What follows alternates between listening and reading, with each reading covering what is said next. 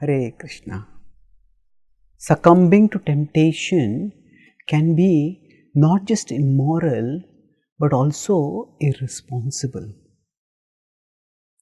We all battle against different temptations, and sometimes when someone tells us don't succumb to temptation, we may condemn such a person as a moral police. Don't impose your morality on me. Don't have such a holier than thou attitude. However, succumbing to temptation is not just a matter of personal morality. It's a matter also of social responsibility. Suppose a person is driving a car and that person drives a car while under the influence of alcohol. Then that person will not be able to control the car properly. The car may hit somebody and kill that person, may kill a whole family, may kill a small child. So it can be horrific, the consequence of not resisting the temptation to indulge. That's why when temptation allures us, we need to see that it is not just a matter of morality, it is also a matter of responsibility. The Bhagavad Gita cautions that when desire comes into us, it can devour. It can become an all-devouring enemy.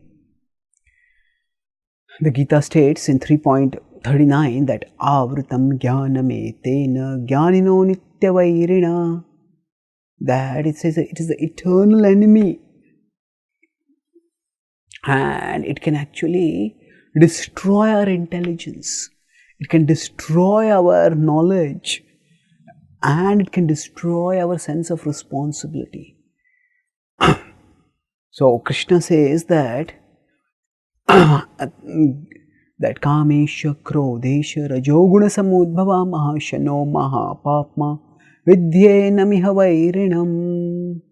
He says that mahashano mahapapma in 3.37, this is an all-devouring sinful enemy.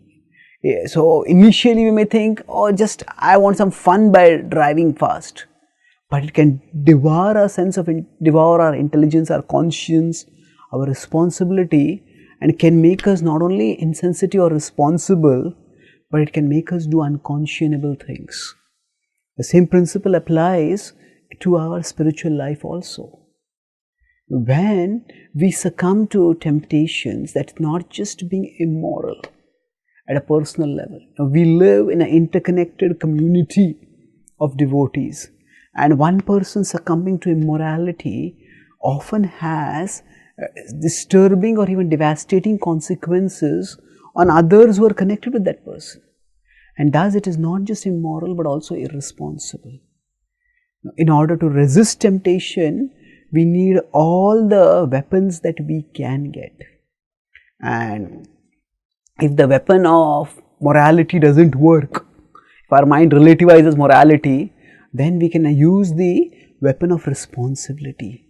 Remind ourselves that we are responsible and thus bring out our humanity to support our principle-centered living. Ultimately, we have a responsibility towards Krishna. And when we become responsible by becoming firmly devoted to Him, then as we connect with Him more and more, that brings great joy. And thus responsibility becomes not a burden that forces us to conform, but it becomes a power that helps us to resist our lower desires and bring out our best in the service of Krishna and in the service of all those related with Krishna. Thank you. Hare Krishna.